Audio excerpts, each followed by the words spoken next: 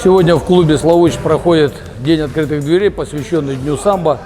Этот праздник посвященный основанию самбо, который сделан уже международным. Поэтому, пользуясь случаем, хочу поздравить от лица Федерации Республики Саха-Якутия, Федерации самбо, поздравить всех, кто любит этот вид спорта, который занимается, люди дают предпочтение этому нашему русскому виду спорта, который скоро, надеемся, станет олимпийским видом спорта.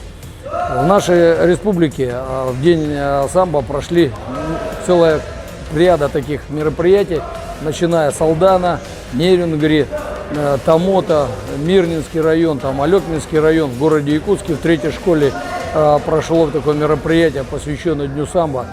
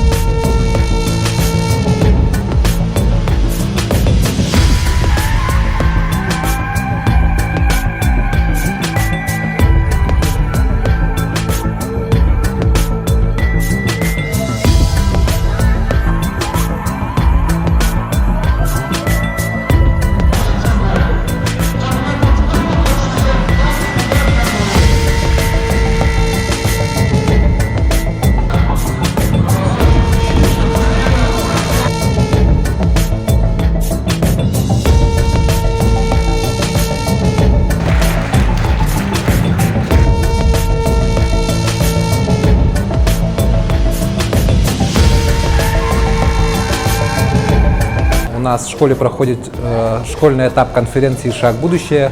Победители и призеры будут отправлены на республиканский и городские этапы. В рамках конференции у нас в гостях находятся ребята из спортивного клуба «Славутич», которые показывают приемы по спортивному самбо и по боевому самбо. Хочу сказать про программу самбо в школу. У нас многие ребята занимаются самбо именно вот в клубе «Славутич», других клубов.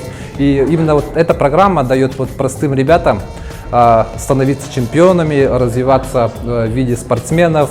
Как раз вот 7, 6, 8 классов у ребят куча времени, ребят куча энергии, и направить вот эту энергию именно вот на спорт, на самбо.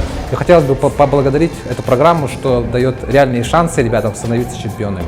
Федерация самбо Республики Саха-Якутия, спортивный клуб «Славутич» поздравляю всех с днем.